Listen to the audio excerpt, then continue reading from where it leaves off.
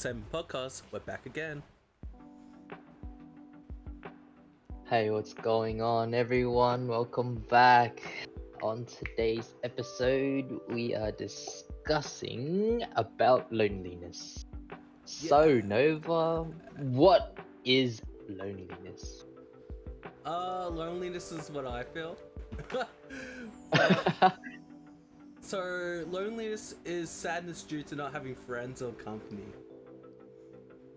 Yeah, but the thing about loneliness is, I think everyone's gone through it at least once in their life.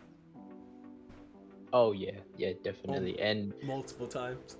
yeah, and even with friends or company, honestly, there are still people that still feel lonely, regardless of whether they have a company or friends.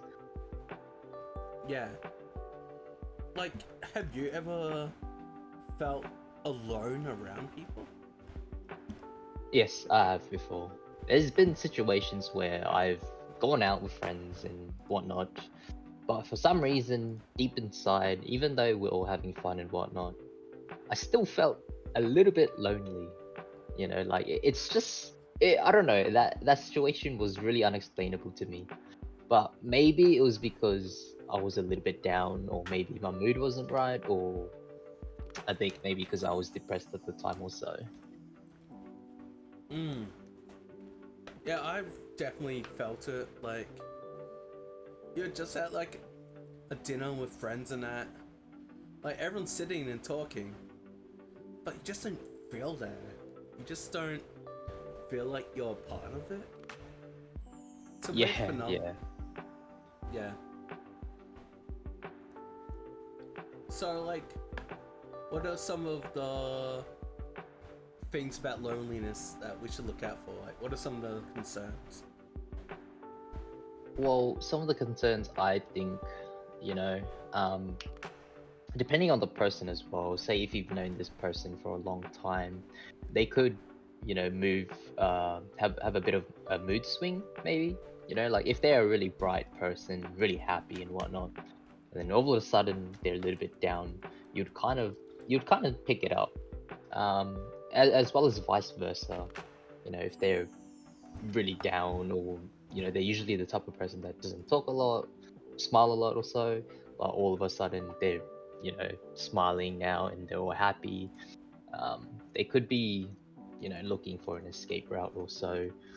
And yeah, but another concern is that there's a lot of people out there that lack friendship, like close friendships where they can a person they can share things to, or even hang out every now and then. Yeah, like, according to like studies and that, 15% of men have no close friendships. Like, that's a lot. Yeah, it is actually a lot. And I think that also leads to societal expectations as well, where depending on where you're raised also, or the environment you're in. Say for example where we are, and over and you know our expectations is sort of like, you go to work, after work you kind of hit the bar with your mates and stuff, and that's kind of where you escape loneliness. Mm. So yeah, like, loneliness is like the lack of close friendships can definitely play a part. Like I said, Yeah. 15% of men just don't have a close friendship. And it's like if you're having a rough day, who do you open up to? Like, Yeah, all the exactly. pressure and stress that you go through. Like, if there's no one you can talk to about that, then it's just gonna keep building up and up. Like, from experience as well, loneliness can lead to depression and anxiety. Yes. Yeah. So, like, even though we live in like an age of social media where you can just be around so many people, like, on the internet and that, like, loneliness is like higher than ever. Like, what are your thoughts on that? Like, even though we have like all these video games. We got Discord. We got Twitter. Yeah, but Yeah, it's I find it quite ironic, frankly, just because it's so much easier to connect with people because of social media and the internet. But then again, us as humans, we're built in our DNA to socialize. yeah, we're And social by that, creatures. yeah, and by that, I think socializing in person is a lot more meaningful than it is online. Say, for example, you can't really say something to someone without, the feelings coming across. Say, for example, like when you're messaging someone, right? Your tone and your emotions are not there. It's just text. So they're just reading off of the screen and they're taking that into context without like anything else. So there's no emotional feelings or anything in it. And it could also lead to like miscommunication and stuff as well. Yeah, that's definitely happened. Yeah. We've all definitely experienced that at least once before. Like sarcasm doesn't come off good through text. Or that's why, yeah, in person there's tone, there's body language, and all that. There's like meaning behind your words, which doesn't Yeah. come through text message. Like even a voice chat, like what we're doing now. Like without the body language, it can be hard to like tell sometimes what people's intentions are. Yeah, exactly. And generally, a lot of the times, we kind of express a lot of things, like feelings and whatnot, with our facial expressions. So without that, it doesn't express exactly what we're feeling. Like, you could be talking to someone and it might not, it might be a sensitive topic where they're unable to further share with you or whatnot, but you can't really tell because you're not seeing them face to face. Yeah, definitely. Like, in another thing, if we're moving through the topic, researchers have found that sexual inactivity has increased from 19% to 31% among men aged 18 to 24.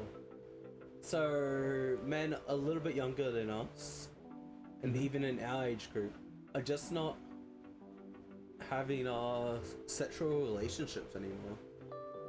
Like almost Yeah. 1 in 3 men. Yeah, and I think that is because of the internet as well. I mean, it correlates just because of the fact that, men back in the days, prior to the internet and whatnot, like prior to like dating apps and stuff, you'd go out there, you'd go hunting, for fish. So Yeah, we yeah. say. And because there wasn't the internet, you'd have to go out there. You'd have to go out hunting if you want to find someone. Like if you want to wife up someone, find a partner, find a girlfriend, find some friends, especially.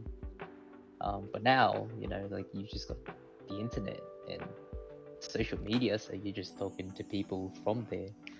And I think that's one of the reasons why a lot of men do feel lonely as well, because it's a factor that plays in that is because nowadays men that go out looking for like a social group, they tend to get rejected or they tend to be really isolated in that group, which then leads to loneliness.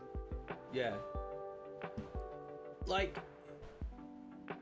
I know a lot of men's love language is physical touch. Yes. Like, from your experience, like, because I don't exactly feel these feelings, so I'm gonna ask you, but does the lack of sexual intercourse really affect a man's mind? I believe so, but at the same time I don't. I think it depends on the person generally, because some men, not me personally, but some men don't generally need to have any sexual activity at all, but some men do. you know, sometimes we do have the urge to, and that's just in our DNA to, you know, Yeah. stick our dick in someone or something. So yeah, but in my opinion, in when I was younger, of course, I The guess, teenage years, yeah. yeah, you know, when I was out in my clubbing phase and whatnot, I think that's one of the things that I was just doing. Um, I think I had a lot of sexual urge when I was younger. But over time, it does dwindle down. I'm not exactly sure why. It could be hormones, could be testosterone levels or whatever. But over time, it does dwindle down. And obviously, there are times now as well when it does go back up. But now it's like, you know, as you get older, you don't generally seek, you know, any sexual activities at all. Hmm. But yeah, but I think it's because the age group 18 to 24 is a very hard time of life where you kind of have to, you know, the guys that turn 18, they're competing with guys that are like in their late 20s or 30 for girls that are their age, which is, you know, it's very it's a Yeah. very competitive market Yeah. at that time.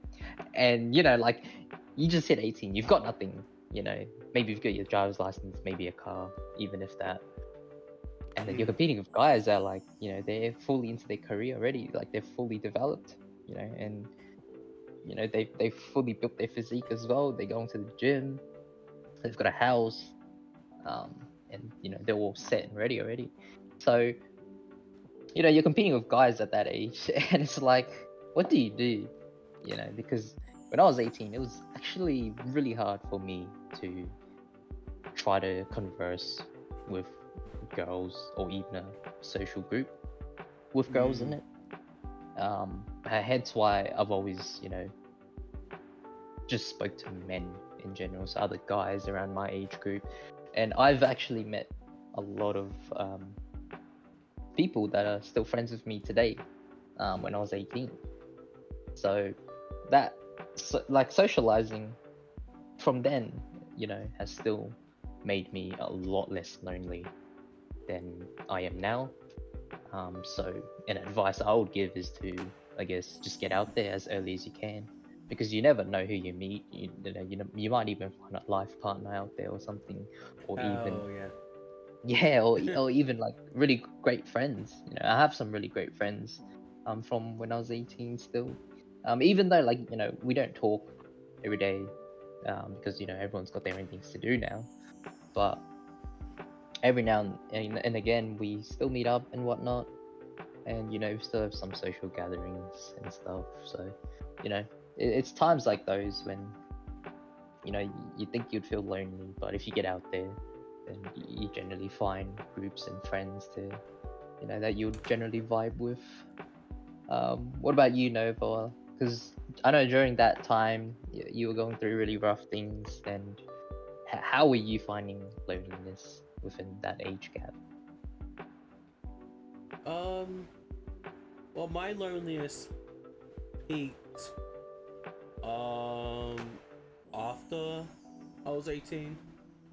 So the story Yeah. behind that was basically I stopped believing in my parents' religion. Oh, right. Yeah. So my parents, uh, why they still loved me in quotation marks, they were like really disappointed in me. So they weren't talking to me as much. Hmm. And because I left that religion, every friend I had in that church left me behind. Because they teach in the church that people who abandon the church, you don't want anything to do with them. Yeah. So I lost a lot of friends with that. And then, yeah, because of high school, I wasn't really talking to anyone from high school in that time frame when I was 18. So Yeah. I couldn't really turn to my high school friends. And yeah, my partner at the time and me broke up, so I lost her, and I didn't really want to be part of that friend group anymore. And I Yeah. had to stop going to uni because of illness I got. Yeah. So And when you went to uni, did you have any like uni friends as well? yeah, I had uni friends, but I don't know what happened. Like, we just never caught up. So by the time I was 19, I felt like I had no one. I felt like I had no friends in the world. Like, not even my family was there for me. And it's not like I haven't experienced loneliness before then, but I felt like in that moment I experienced true loneliness. Because Yeah. there was a 3-month period where I was just super sick and that, so I couldn't do much, and no one messaged me. I had no one message me, like, and I almost had no physical interactions with people either. There was a time during that 3 months when no one talked to me for like 2 weeks. So not even face-to-face talking. There was a 2-week period where I was talking to no one at all. And that aloneness mixed with loneliness really destroys you. Yeah, it does. And that's It partly the reason why I fell into alcoholism. Because I just didn't know what to do at that moment in time.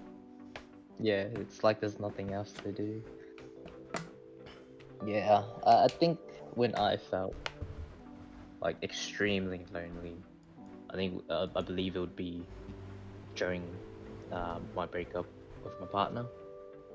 And of course, it was extremely lonely because you'd spend all your time together, and then all of a sudden you don't really have that connection there anymore.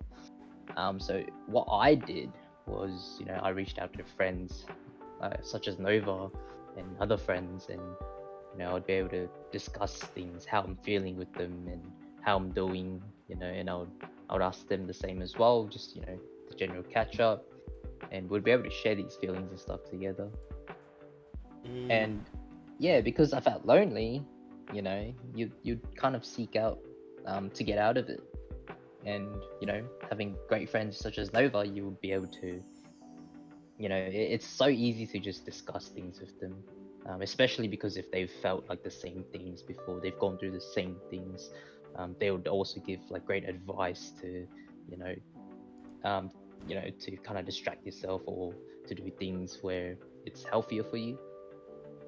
So there's a lot of ways to kind of get out of loneliness, but of course, I think the most difficult part is taking the first step, just because of there's a lot of societal expectations where you need Definitely. to do these things and you need to do that and whatever, be extremely successful to be able to be a part of this group or whatever, so yeah.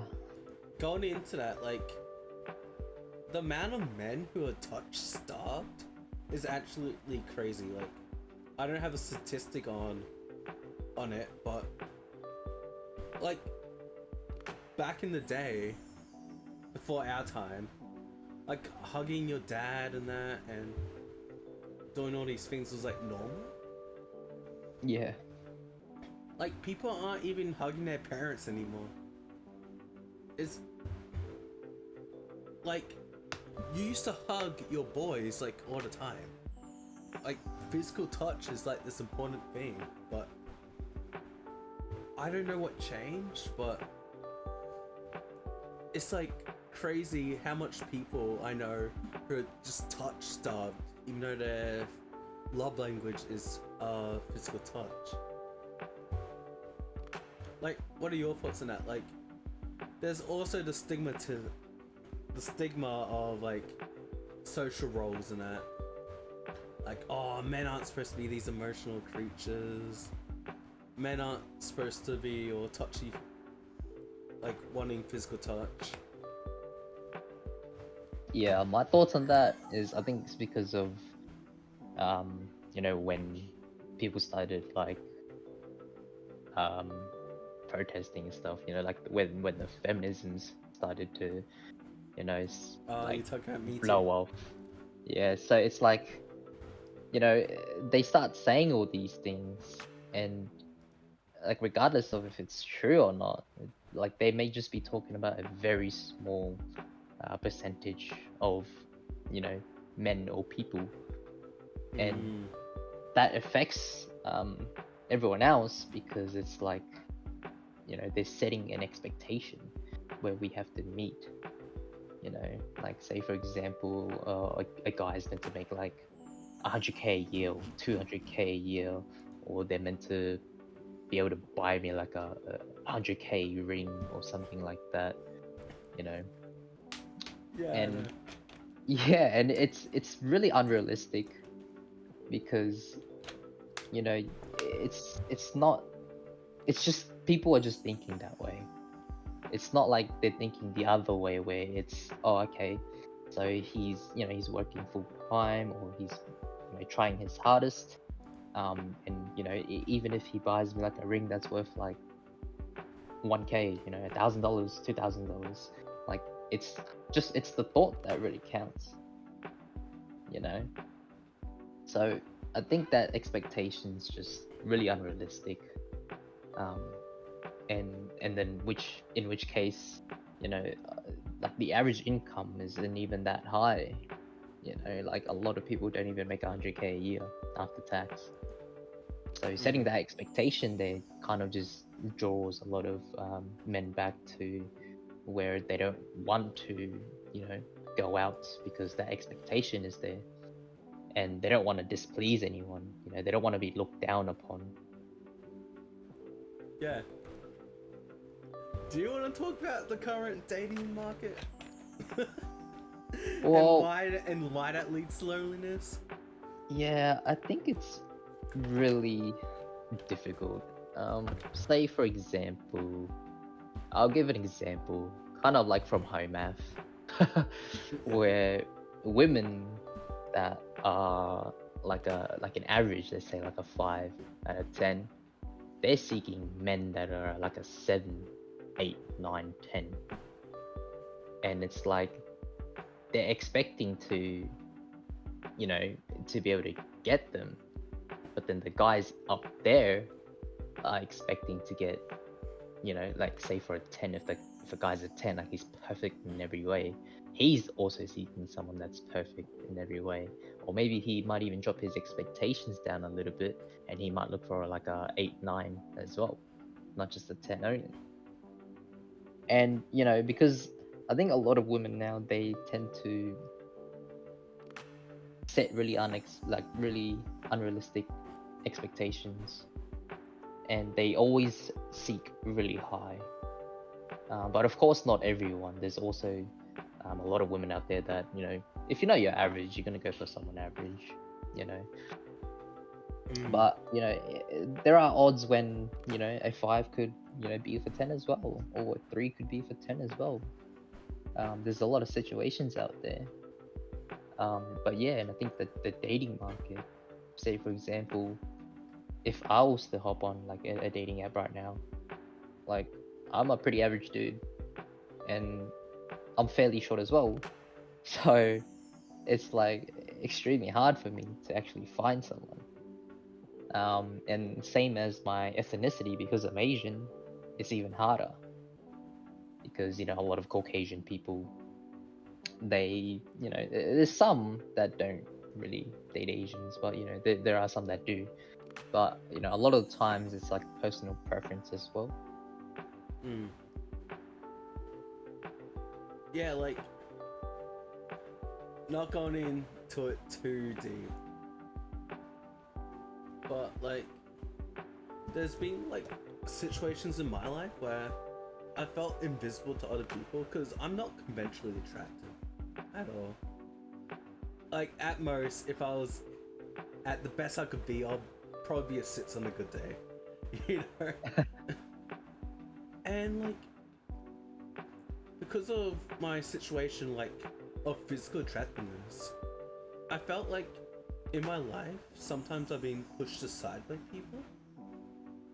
Like, I was treated different. Like, you know about pretty privilege, right? Yes, yes. Do you know... Could you define pretty privilege off the top of your head? Um, I'll give my like definition of it. It's Yeah. pretty much like, like if you're an an extremely great looking person, right? And like people just look at you and it's always positive, and they'll do positive things to you, or they'll just be polite to you. But say if you're not, say if you're on the low end of the market, and they generally look at you a bit downer, as if like you don't look after yourself or something. That's my kind of definition of it. Yeah. So what you explained is the... Well, pretty privilege, but also the halo effect. So the halo effect is pretty much where the better looking you are, the more positive traits people pin onto you. So they think the more attractive person is more friendlier, that they're going to be smarter, that they're going to be better at comedy, and so on. Yeah. Where they contribute are less unattractive people with traits like, oh, they're creepy, or they're weird, oh, they look dumb. Yeah, so that's the halo effect. Yeah, I can give an example of that from personal experience, right? Like, I'm a pretty average looking bloke. You out with your friends, and you go up to a girl and you start talking to her, and she looks at you as if you're like a creep, right? And it's like what the heck? Like, I'm just trying to have a nice conversation with you. Like, what's the big deal? But like, if I was like a 10 out of 10, tall, perfect, my face was fully symmetrical, I don't know, if I had like blonde hair or something, if I had blue eyes too or something like that. The Eurocentric, yeah. Yeah, that's it. And if I was like in a suit or something, they'll think like, oh, like, he's really out there, and he's really attractive, and he's giving off more positive vibes. And it's like, okay, so it's like, what's the difference? Yeah, like, I have definitely in my life been treated differently just for being different. Like, I'm not saying like my looks are the do or be all, like I'm doomed because of my looks, but like the way people talk to me and the way people talk to more attractive friends of mine, it's like night and day. Like, I don't want to go too deep into this. I'll give another example. Oh yeah, you can give another example. I think it's like normalized now, but like, let's say for example, tattoos, right? Oh, tattoos. Back in the days, like, tattoos would, and piercings, tattoos and piercings would be looked as if like you're a baddie, like you just got out of jail or something, or you're in a gang or something like that. And like nowadays, it's like normalized, like you get a tattoo. Oh, that's a nice tattoo. Looks good. It's a nice piece of art. You get piercings, and it's like, oh, that looks really good. And it's like, back then, maybe if you got like piercings and you're a guy, someone might think, oh, he's probably gay, right? Right. Yeah. Right. Yeah. And then like now it's like, oh, you got a piercing, that's cool. It's like, what's the difference between now and then? Like, it doesn't even define like who that individual is as a person. Yeah. Oh gosh, it's like, and at the end of the day, how people treat us really determines how our loneliness is gonna manifest. Yes. Like, I wanted to avoid these people for this entire episode. I never wanted to bring them up, but you know what incels are, right, Steven? Oh yeah. Like, the misogyny, like, that's gross, but you can feel sorry for them in some ways, because these are men who've been shunned by society for whatever reasons. They feel it's because of their physical attractiveness, and it could also be because of their personalities, because I haven't met a lot of incels who have great personalities, but Oh yeah. Yeah. but the feeling of like being outcast in your own society is really hurtful. Like, Yeah. I don't know if you have ever felt it, but there's definitely been a point in my life where I have felt like a total outcast, like I didn't fit in anywhere. Like, I just thought that no one would like me, like, ever. Whether Yeah, it be due to my depression and anxiety. Yeah. Yeah, there's been times like that for me as well. And like, you know, like and that leads to loneliness. You know, like you're just being outcasted all the time. And you know, you put your energy out there and you're not receiving the same energy back. Mm. Yeah, it happens a lot. Like if it's not to you, like if you look around, you know, like you might just be too busy doing your own thing to realize that some people are putting energy in, and they're not receiving any, like, you know, any positive output back. But yeah, and you know, being lonely, it does lead to a high risk of dementia, heart failure, stroke, or like even premature death. Mm. Yeah, that was in the study we looked at. Yeah. I think like people just need to learn that you don't need everyone to like you. You just need those who do like you to stay in your life, pretty much. Yeah. Like, You, what would you you gotta recommend? like. Okay. I think Yeah. it's like, you know, like if someone's giving you a certain amount of energy, like you give the same back, is what I believe is like the best outcome. Mm. Yeah, because like you don't know what they're going through as well. You know, they might be too busy. They might have their own thing going on.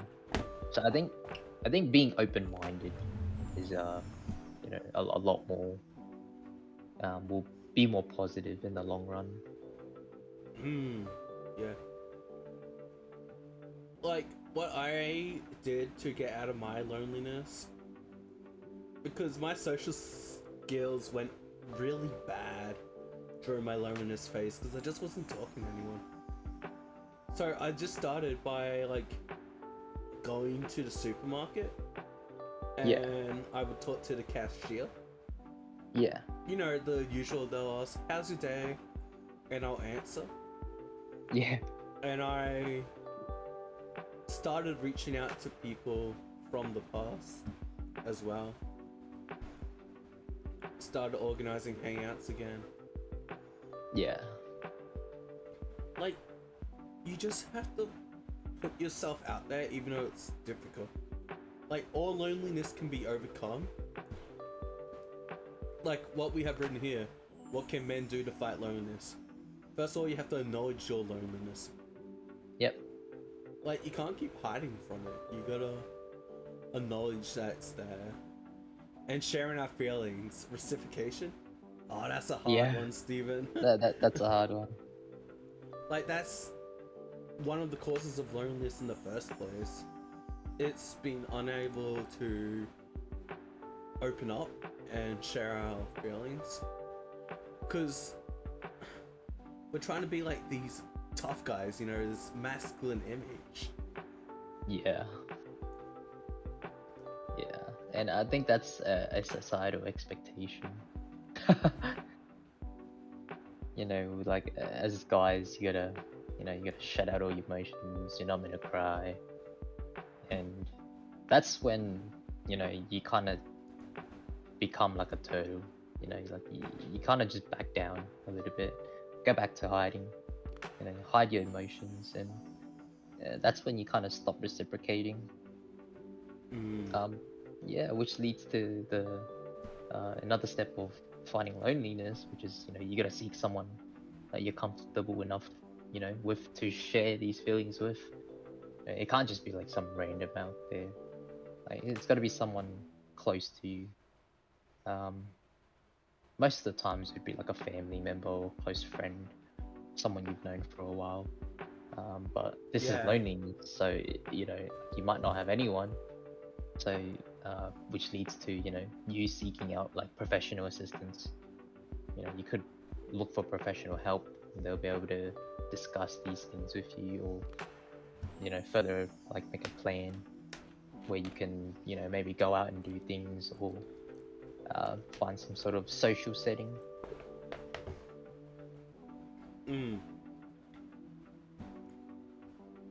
Like, for loneliness, is honestly up to you, because it's an internal battle. So how you deal with loneliness will just be up to you. Like, I went out and sought new connections with people, and tried to reform old ones. Yeah. Yeah, and I think it's a lot easier to go out there and socialize with people that you have like a common interest in. With, like, let's say for example, supernovas, you know, tomorrow. So, you know, if you're into like cosplaying or anime and stuff like that, you know, you can go out there, you know, talk to people. If you're interested in that stuff, or if you're interested in like the gym, there's obviously like physique conventions and stuff you can go to as well. You know, it just makes it a lot easier to converse with people when you have like interests that are common. Well, that was great, Steven. I say we wrap it up there. Yeah, this was a really, because I'm feeling lonely right now. Yeah, this is a depressing episode, guys. But yeah, you know, those are some things you guys can do to, you know, find loneliness. There's a lot of other things as well, you know, but I recommend, you know, just getting out there. The hardest part is always just taking the first step. Well, this was the SEN Podcast. Thank you for watching, and like and subscribe if you enjoyed the episode. And we're signing out. Take care, everyone.